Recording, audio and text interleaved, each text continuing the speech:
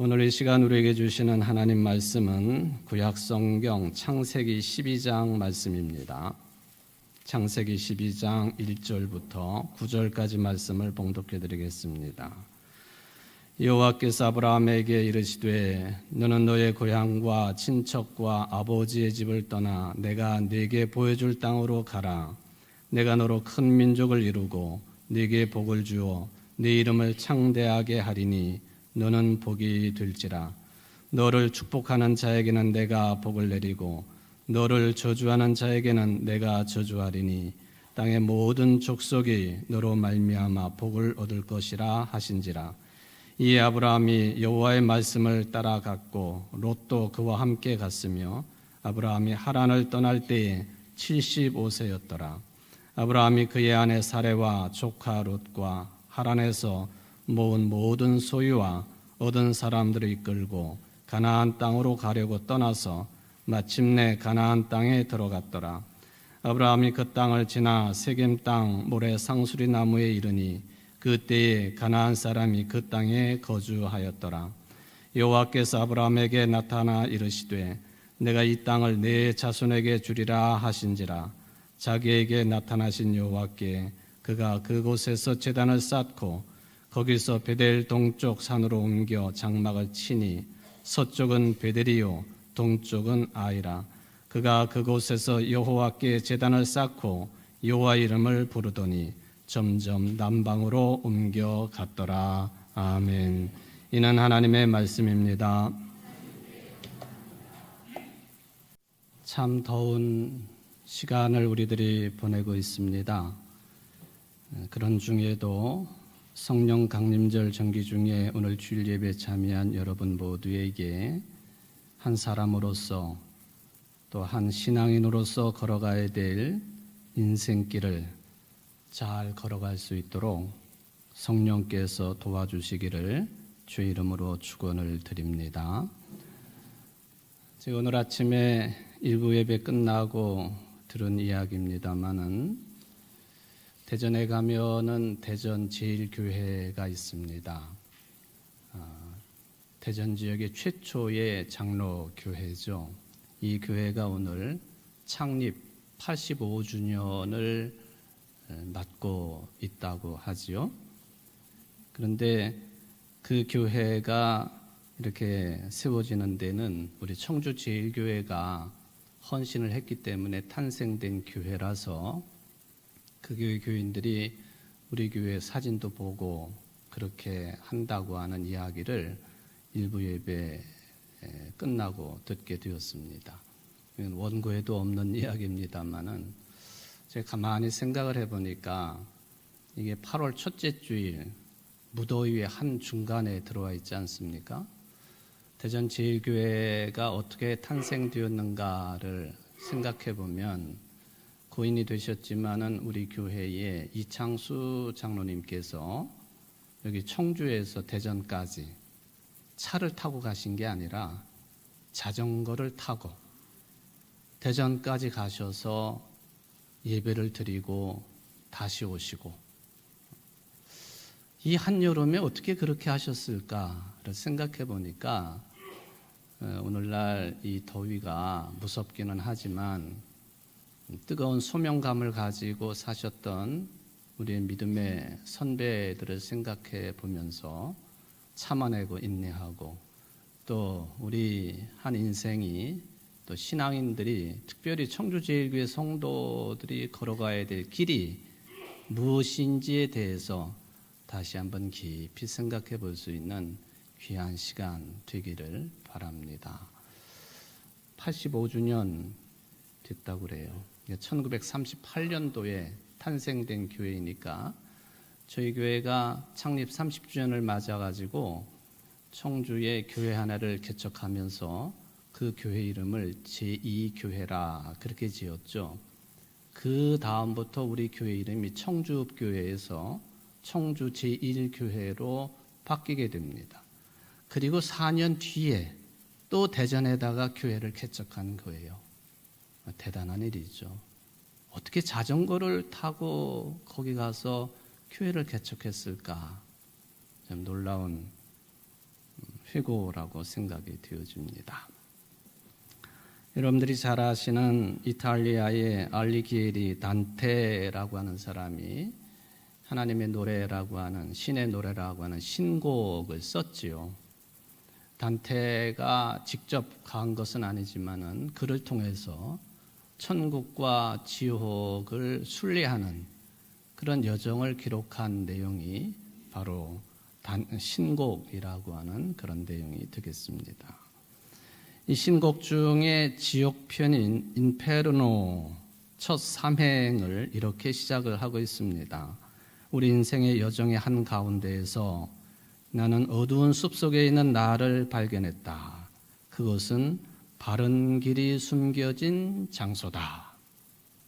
어두운 숲속에서 나를 발견했지만 어두운 숲속은 바른 길이 숨겨진 곳이다 하는 그런 내용을 지옥편 인페르노 첫 3행에서 기록을 해 놓았습니다. 이 두 줄 한 문장 긴 문장입니다만은 이게 어떤 의미를 가지고 있을까?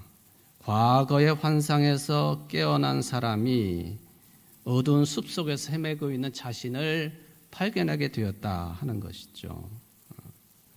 사실 어두운 숲속에 들어가게 되면 두렵고 또 사방을 분간할 수 없기 때문에 무서울 것입니다마는 단테는 이야기하기를 하지만 그 어두운 숲속에는 자신의 인생을 위한 최선의 길, 거기에 지름길이 숨겨 있다고 해석할 수 있는 그런 삼행의 그런 시작되는 말이 되겠습니다. 바로 지금으로부터 우리 인류의 역사로 보면은 한 3만 5천 년 전쯤에 이 어두운 숲속을 헤매던 사람들이 있었습니다.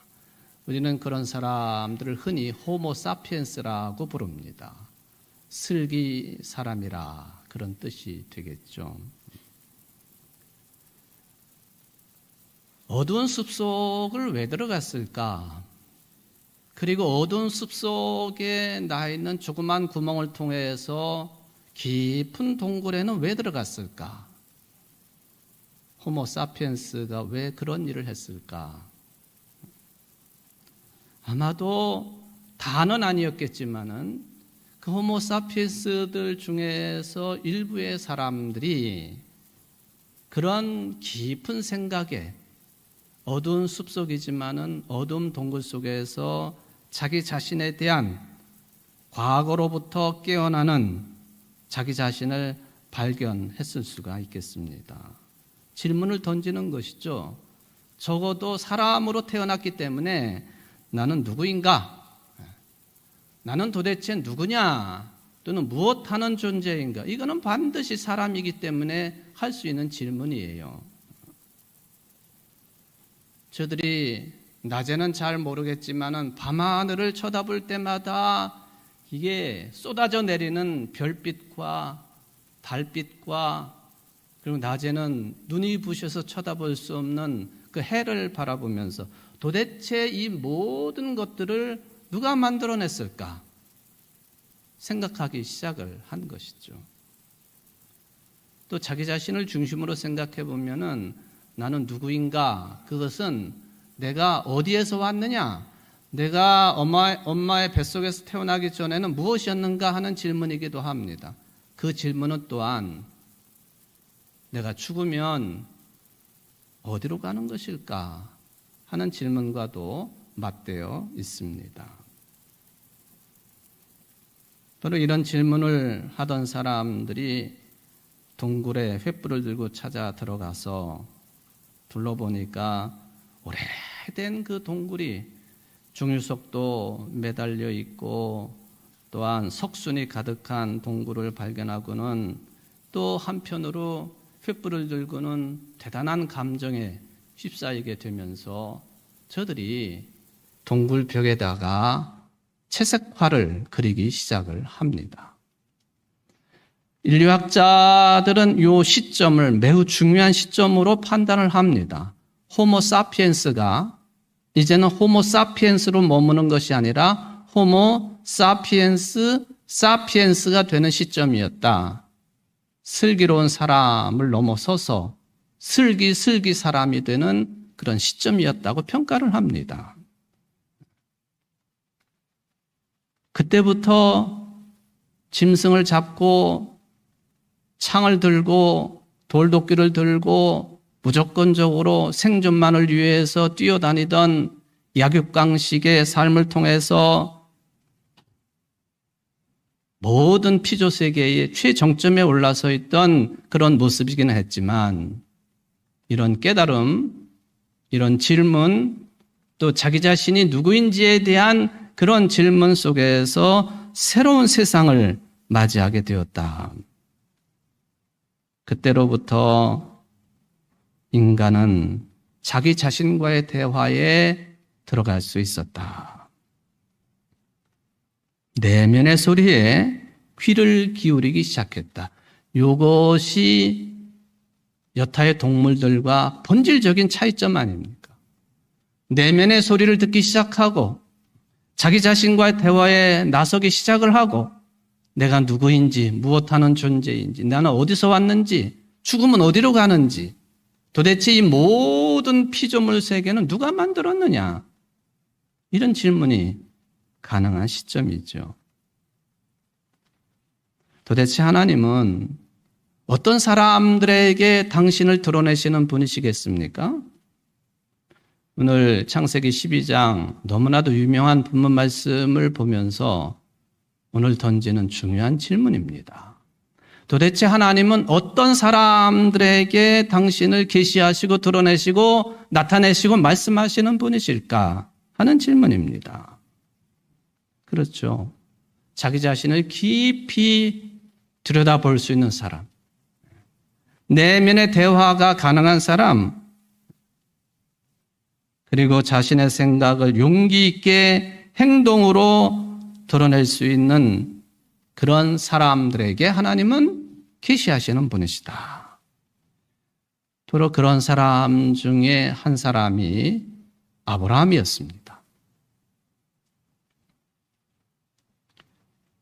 피조물인 인간들과 창조주 하나님과의 관계가 비약적으로 깊어진 때 그런 질문을 던지고 행동으로 옮길 줄 아는 바로 이 믿음의 조상 아브라함을 통해서 시작되었다.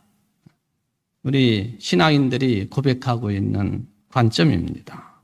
오늘 저는 이 아브라함 이야기를 하려고 합니다. 진화론의 기점을 마련한 찰스 다윈의 종의 기원이 탄생한 지 12년 뒤인 1871년에 다윈은 이런 제목의 책을 또 내놓았습니다. 인간의 유래와 성선택이라고 하는 제목입니다. 많은 내용이 있지만은 여기서 종교와 관련된 한 가지 내용만 짧게 짚어보려고 합니다. 다윈이 가장 높은 가르침이라고 하는 이 종교의 기원에 대해서 여기 아주 간단하게 언급을 해 놓았습니다. 그걸 요약을 해보면 이런 내용이에요. 인간은 상상력, 경외심, 그리고 호기심과 같은 중요한 지적 능력을 획득한 뒤에 좀 전에 호모 사피엔스가 가졌던 그런 질문들, 자기 관찰, 내면의 대화, 이런 능력을 획득한 뒤에 주변을 보니까 나랑 똑같이 생활하던 사람들이 죽기 시작을 합니다. 또 보이지 않게 사라집니다. 도대체 이게 뭐냐? 왜 나랑 같이 생활을 하던 사람이 그게 뭐 부모가 됐든 자식이 됐든 이웃이 되었든 누가 되었든지 간에 왜 죽느냐? 왜 사라지느냐? 왜 멸절하느냐? 이거를 좀 이해하려고 하는 그런 생각에 들어섰다고 다윈은 이야기를 합니다. 바로 눈앞에서 사라지고 죽고 멸절하는 인간뿐만 아니라 만물 속에서 자신 존재의 의미를 생각하기 시작한 것이 다름 아닌 종교의 기원이다. 이 다윈의 이야기입니다. 말하자면은 죽음을 이해하고 극복하고 또 이미 죽은 사람들하고 살아있는 자기 자신과의 관계성, 연결성을 찾기 시작하면서 종교라고 하는 것이 탄생했다. 이게 성서의 가르침, 우리 기존의 신앙 고백하고는 다른 내용이긴 하지만 찰스 다윈이 종교의 기원을 이야기할 때 하는 이야기예요. 그 핵심은 죽음의 문제죠. 죽음의 문제를 해결하기 위해서 종교가 시작되었다.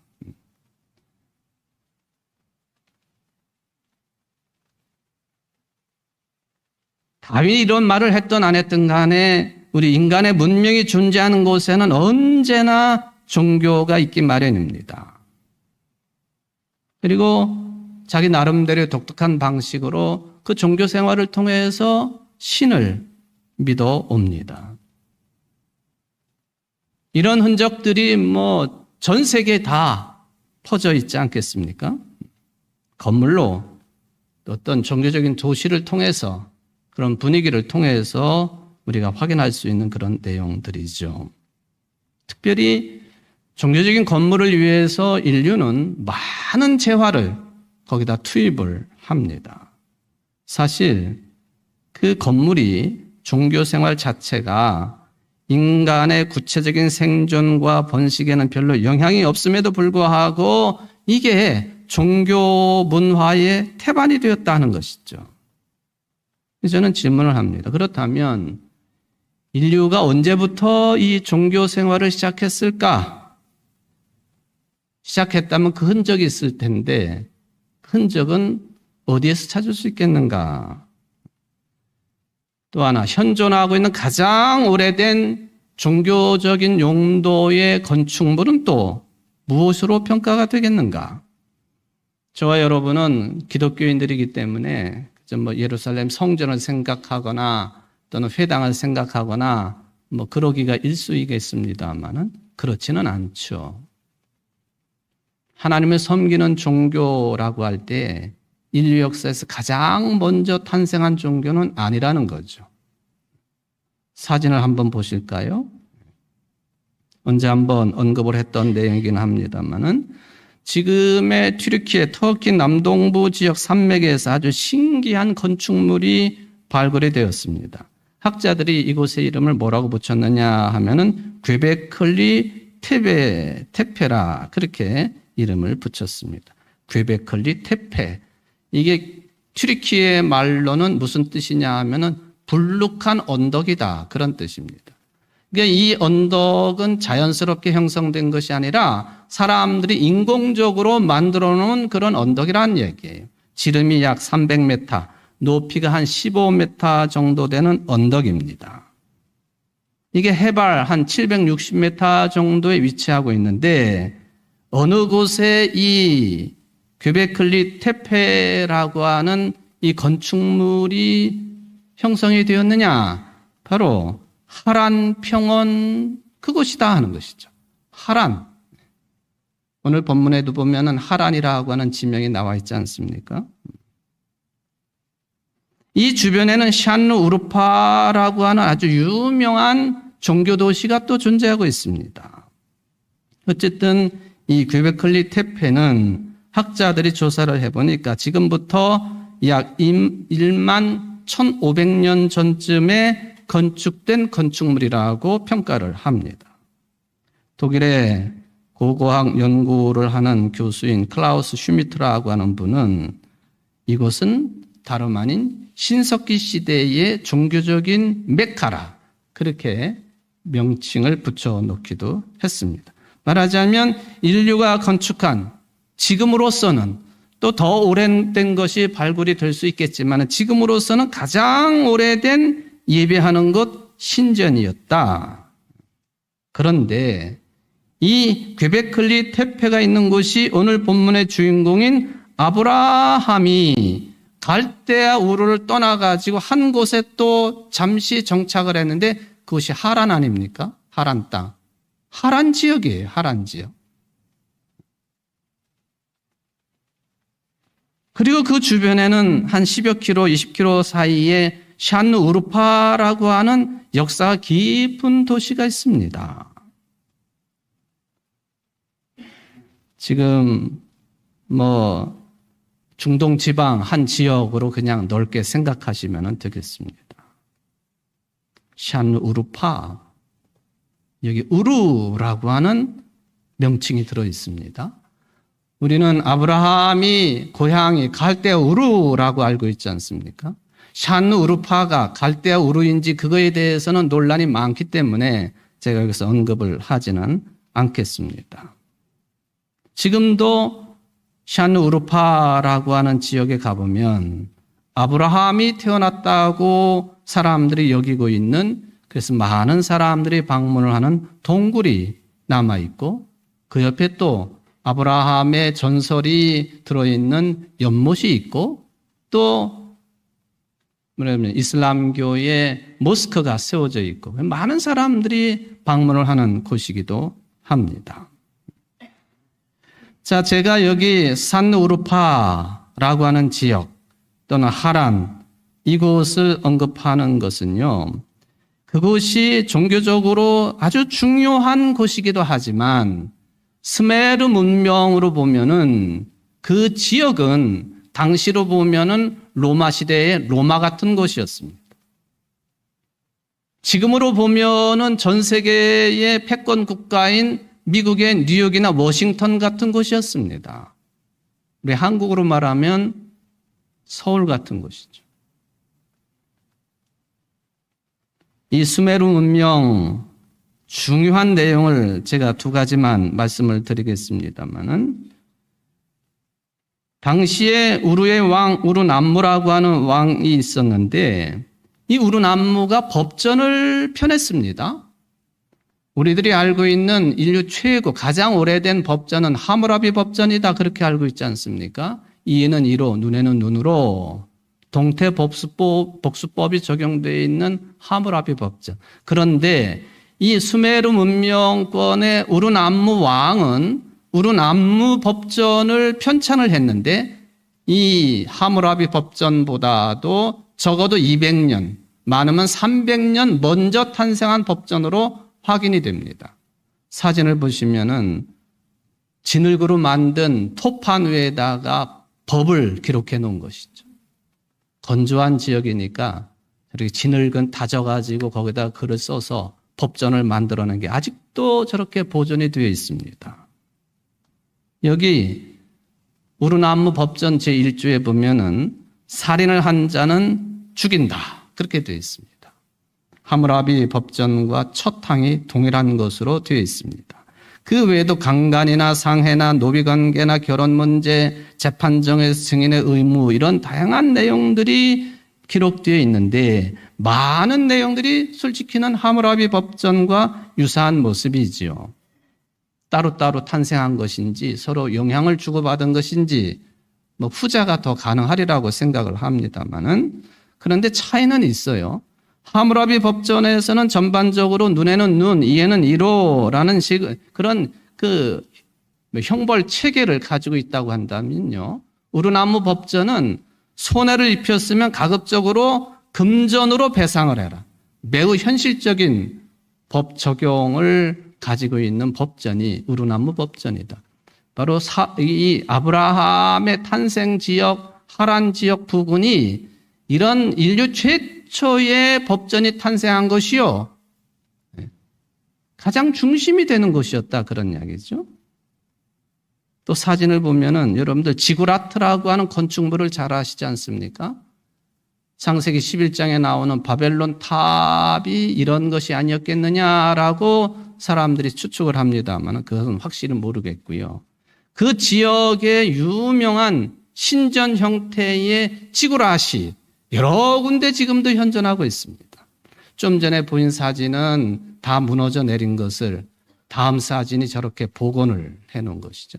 원래는 7층 이상 높이를 가지고 있지만 지금은 2층까지만 복원이 된 것으로 알려져 있는데, 이라크 같은 곳에 가보면 이 지구라시 여러 군데 지금 현존하고 있는 것을 확인을 해볼 수 있죠. 바로 이 지구라시 무엇하는 곳이냐? 그때의 그 지역의 가장 유명한 신이 월신, 달신이죠. 달신. 난나라고 불리우는 여신 달신을 섬기는 신전으로서 지구라시였다. 아까 말씀드렸던 튀르키예에 있는 그 인류 최초의 신전이나 이 지구라시나 다 우리식으로 말하면 예배 용도의 건축물들이었다라는 것을 확인을 할 수가 있겠습니다. 바로 그 제국을 우리는 통틀어 아수르 제국이라 그렇게 부르고 있습니다. 구약 성경에 보면은 이스라엘 북쪽에 탄생을 했던 여러 제국들이 등장을 하는데 최초로 등장하는 제국이 아수르예요. 그 다음에 바벨론이 나오고, 그 다음에 페르시아가 나오고, 그 다음에 예수님 당시 로마 제국이 나오지요. 바로 이 아수르 제국이 약 800년 동안 메소포타미아 전 지역의 절대적인 세력으로 군림을 했습니다. 구약의 이스라엘에게는 아주 무자비한 정복자이지요. 이스라엘은 이 나라에 조공을 바치며 굴종을 해야 되는 봉신 국가에 불과했었습니다. 그 중에서도 이스라엘의 예후 왕이 된 다음에 많은 조공물을 가지고 아수르 왕에게 가가지고는 무릎을 꿇고 절하는 모습이 아수르 왕궁에서 발굴이 된 이 이스라엘의 41명의 왕들 중에 유일한 모습입니다. 자료가 그렇게 남아 있다는 것이죠. 이스라엘의 예후 왕이 아수르 왕 앞에 무릎을 꿇고 머리를 조아리면서 이게 조공물을 바쳤다 하는 돌에 남아있는 부조입니다. 이 아수르가 이스라엘이 남북으로 갈라지고 난 뒤에 북쪽 이스라엘을 주전 8세기경에 침공을 해가지고 3년 만에 완전히 무너뜨렸죠. 그리고 남쪽 유다는 바벨론에 의해서, 그 다음 제국인 바벨론에 의해서 무너집니다. 바로 아브라함이 고향이 그런 지역입니다. 아브라함 가족이 그런 지역을 떠나서 아주 낙후되어 있고 지역적으로 봐도 척박한 땅 가나안으로 이주를 합니다. 그것이 구체적인 이스라엘 역사의 시작입니다. 사람의 생각으로 보면은 오히려 가나안 땅에서 그곳으로 가야지. 어떻게 그 인류 최고의 문명을 자랑하고 또 신들이 많은, 신당도 많은 그곳에서 가나안 땅으로 가겠습니까? 계산을 해볼 때 그건 주파나를 튕겨보면 맞지 않는 이야기거든요. 그런데 성경의 역사는, 하나님의 역사는 정반대입니다. 인간의 타산적인 계산을 초월하는 방식과 내용으로 아브라함을 통한 하나님의 구원의 역사가 이렇게 시작되었다. 오늘 창세기 12장 1절부터 내용이 그런 내용이 되겠습니다. 아브라함은 우리 기독교, 또 유대교, 이슬람교의 조상이지요. 그가 75세에 하란 땅에서 하나님의 부르심을 받았고 175세에 가나안 땅에서 죽었다 되어 있습니다. 그 소명 기사가 오늘 본문이지요. 여호와께서 아브라함에게 이르시되 너는 너의 고향과 친척과 아비의 집을 떠나 내가 네게 보여줄 땅으로 가라. 아직 이름이 아브라함으로 바뀌기 전입니다. 그냥 아브라함이에요. 한 가문의 아비. 아브라함은 모든 민족의 아비, 그런 뜻이죠. 아직은 한 가문의 아비예요. 아브라함. 저는 편의상 아브라함으로 계속 언급을 하겠습니다. 도대체 너의 고향과 친척과 아버지의 집을 떠나서 내가 너에게 지시한 땅으로 가라라고 하는 이 말씀을 어떤 방식으로 들었든 간에 듣는 순간에 아브라함은 무슨 생각을 했겠습니까? 무조건 말씀하시니까 순종한다. 이게 우리가 일반적으로 가지고 있는 해석이지요. 아니 갈대아 우르는 또 샨누 우르파는 매력이 넘치는 도시 아닙니까? 가장 잘 나가는 지역 아니었습니까? 높은 위상을 가지고 있지 않았습니까? 물적 토대가 단단하고 교육 문화 영역에서도 선두를 달리고 종교적인 측면에 있어서도 인류 최초를 달리고 있는 그곳이었어요. 볼거리도 많고 먹을거리도 많고 취미활동 기회도 많은 곳이에요. 삶을 즐길 수 있는 매력 덩어리가 그 지역이었습니다. 그런데 하나님이 거기를 떠나라고 하셔요.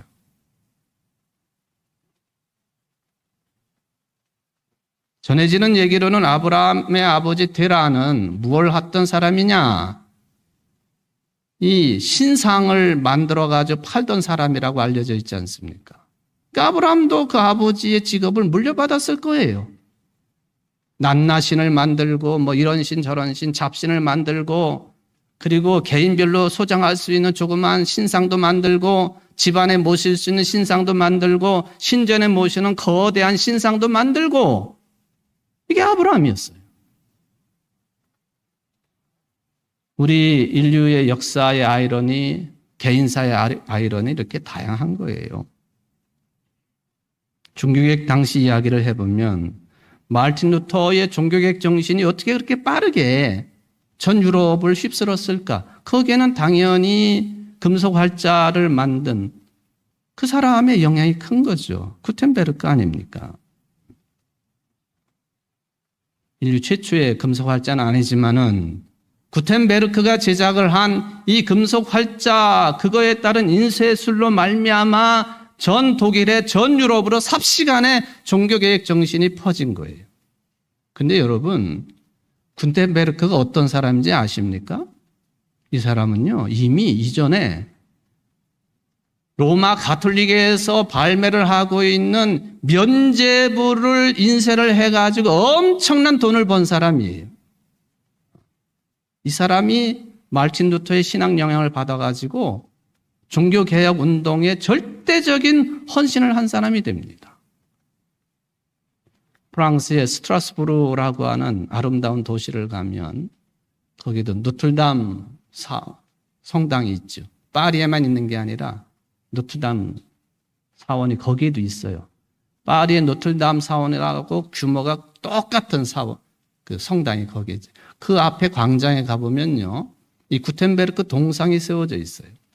사진을 보시면 기억나실 거예요. 그 동상 옆에는 언제나 저렇게 뭐가 있어요?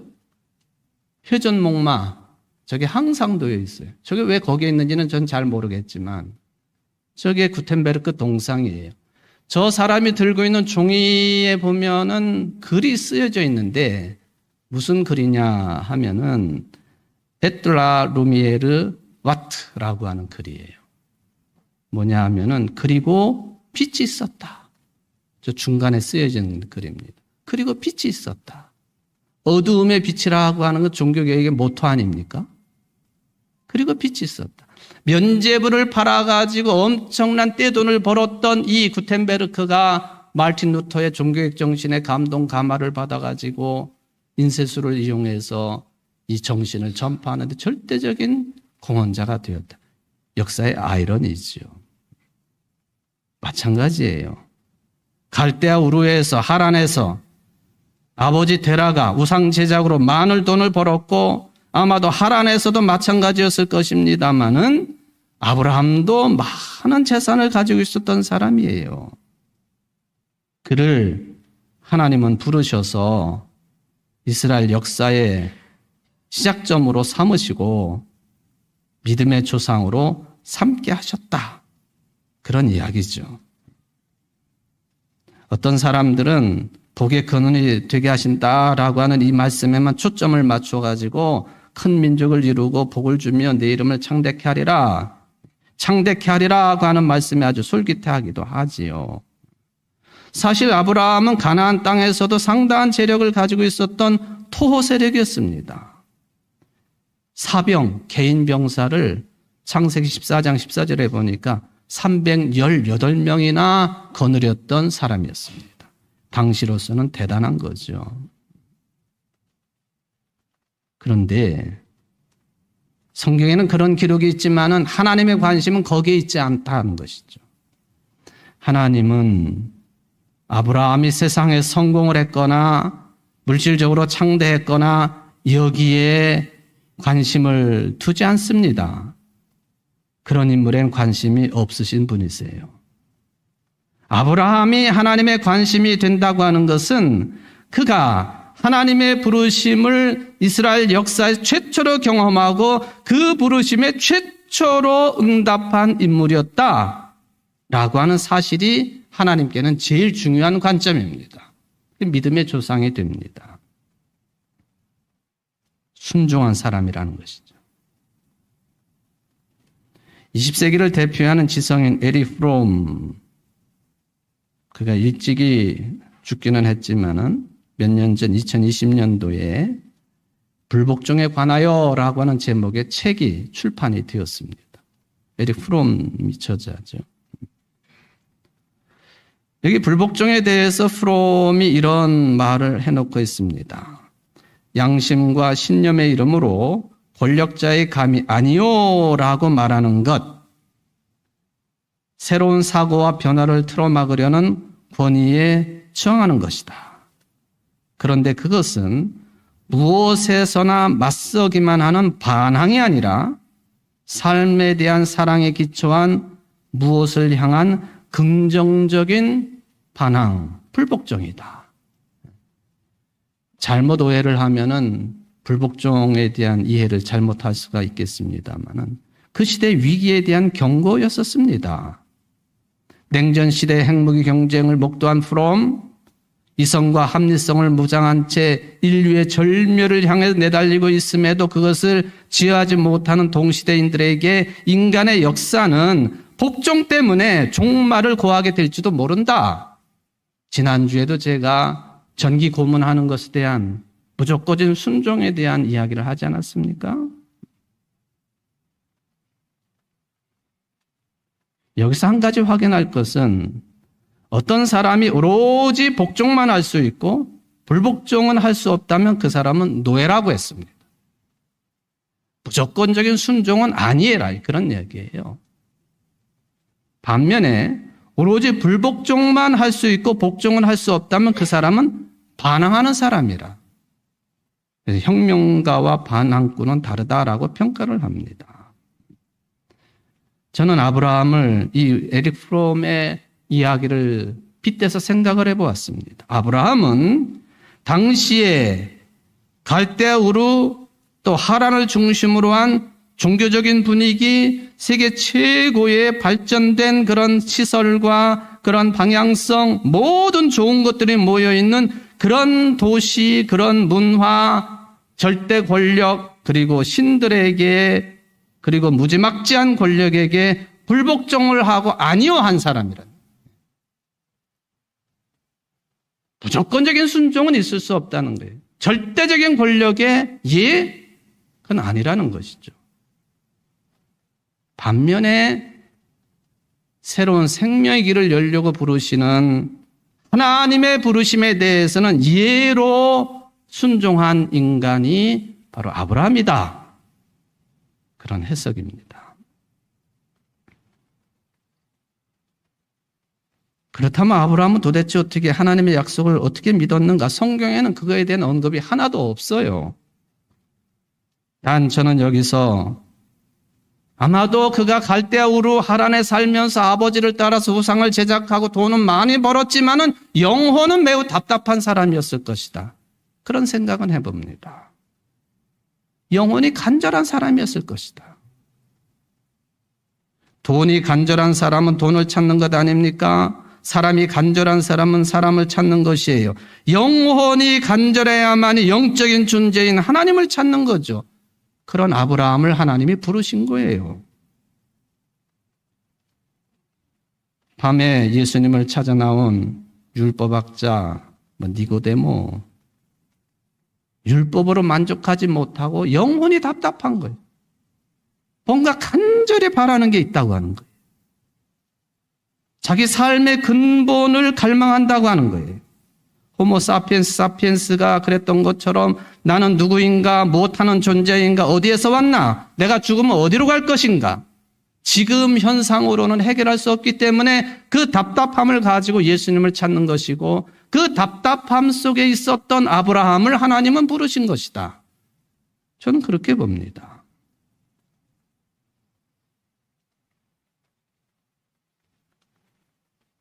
영혼의 자유를 향한 갈망, 어두운 숲속에 있던 그에게 그 자유를 향한 밝은 길이 하나님의 부르심을 통해서 열려지게 되어 있다. 이런 사람들은 떠나야 돼요. 앞으로 나가야 되는 거예요. 돈이나 가족이나 친구나 인연 완전히 끊어라 그런 것이 아니라 이런 것들하고 지금까지와는 다른 새로운 관계로 들어가야 된다는 거예요. 그게 구원이죠. 그게 은총이고 쉽지 않은 것이지만은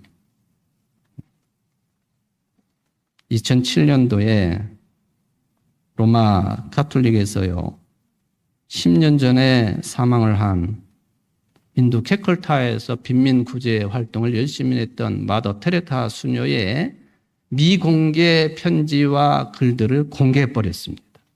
당시에는 그게 큰 이슈였어요. 그런데 이 테레사 수녀 별로 말도 없는 사람, 늘 고요하고 침착하고 또 깊은 영성에 사로잡혀 있는 그 얼굴, 그런데 이 편지와 글 속에 그녀는 대단한 절규를 하고 있었습니다. 영혼의 목마름이 가득했다고 하는 거예요. 그 질문을 합니다. 주여, 당신이 버리신 저는 누구입니까? 당신의 사랑이었던 저는 지금 증오의 대상이 되었습니다. 저의 신앙은 어디에 있습니까? 심지어 테레사 수녀가 이런 말까지 한 것이 공개가 됩니다. 하나님의 부르심에 맹종을 했던 저는 진정 실수를 한 것입니까? 이렇게 공개가 되니까 비판적인 여론도 쏟아졌습니다. 혹자는 말하기를 테레사 수녀가 하나님을 부정했다고, 또 혹자는 말하기를 저 테레사 수녀가 그 어려움 속에서도 절망감 속에서도 하나님과 함께 있는 것처럼 말하고 행동을 했는 게 다 위선이 아니었느냐. 잘못된 판단이지요. 저는 오히려 반대라고 봅니다. 여러분, 테레사 수녀가 겉으로는 드러나지 않았지만은 그녀의 생애 처음부터 끝까지 철저하게 예수님과만 함께 했다고 말한다면 그게 더 위선이에요. 그렇지 않습니까? 목사라고 하면 처음부터 끝까지 하나님과 함께하고 예수님과 함께 한다고 말하면 그게 위선인 거예요. 여러분, 믿음 좋다고 생각하시는 분들, 나는 처음부터 끝까지 철저해. 위선이에요, 그것은. 왜? 우리가 모두 인간들이기 때문에요. 우리는 언제나 좁아졌다가 넓어졌다를 끊임없이 반복하는 하나님과 우리 사이의 간격을 끌어안은 채 영적으로 늘 고민하고 더 한 발자국씩 하나님께 가까이 다가가려고 노력하는 그런 사람들이죠. 그런 것뿐이에요. 여러분이 오늘 아침에 하나님의 음성을 들었다고 한다면 밤에는 안 들릴 수도 있는 거예요. 하나님의 숨결도 돌아서서 잊어버릴 수도 있는 거예요. 이게 어두운 숲속이고 인간의 험난한 길이고 신앙인들의 약점이지요. 저는 그래서 주여, 당신이 버린 저는 누구입니까? 하나님의 부르심에 맹종한 저는 진정 실수를 한 것일까요? 하는 이 테레사 수녀의 절절한 절규에 다른 걸 읽어야 된다고 생각합니다. 그게 테레사 수녀의 하나 되고자 하는, 주님 안에 늘 거하고자 하는 열망이라고 해석합니다. 영적인 갈망이라고 해석합니다. 그런 갈망이 있기 때문에 이런 강력한 절규도 나오지 않겠습니까? 그가 얼마나 치열한 수도자였는지를 보여주는 역설이기도 하지요. 사랑하는 성도 여러분, 여러분들의 신앙이 아브라함이 가졌던, 테레사 수녀가 가졌던 것처럼 이 영적인 갈망 있기는 하지만 항상 그게 오르락내리락 하는 거 아닙니까? 오늘 이랬다 내일 저러, 동전의 양면처럼 금방 뒤바뀌기도 하고. 그렇기 때문에 사도 바울은 권면합니다. 너희는 이 마음을 품으라. 곧 그리스도 예수의 마음이니. 변하지 않으려면 예수 그리스도의 마음을 품어야 된다고. 사랑하는 성도 여러분, 하나님이 부르시면 미련 없이 훌훌 털고 의심의 보따리를 내던지고 나를 얽매이고 있었던 모든 화려한 것들도 내팽개치고 하나님 나라 향해 나아갈 수 있는 믿음 충만한 성도들 되시기를 바랍니다. 그런데 그 여정은 늘 평탄하지만은 않습니다. 오르락내리락 합니다. 그래도 굴하지 마십시오. 주님만을 언제나 모시고 생명을 더욱더 넘치도록 얻기에 부족함이 없는 우리 교회 모든 성도들 되시기를 주의 이름으로 축원을 드립니다. 자비로우신 하나님, 더운 여름 계절입니다. 짜증이 많이 나고 교회 오기도 싫고 또 신앙 유지하기도 참 피곤한 그런 시절입니다. 이런 우리들에게 생명을 얻되 더 넘치도록 얻게 하려고 우리를 돌보시고 인도하시는 하나님, 오르락 내리락 하고 있다가도 없어지는 우리의 신앙적인 열정을 되살려 주시고 성령 충만함으로 채워주시고 예수 그리스도의 마음을 갖게 하셔서 생명을 얻는 것으로 끝나지 아니하고 더 넘치도록 얻기에 부족함이 없는 모든 성도들의 삶이 될 수 있도록 축복하여 주옵소서. 예수님의 이름으로 간절히 기도합나이다. 아멘.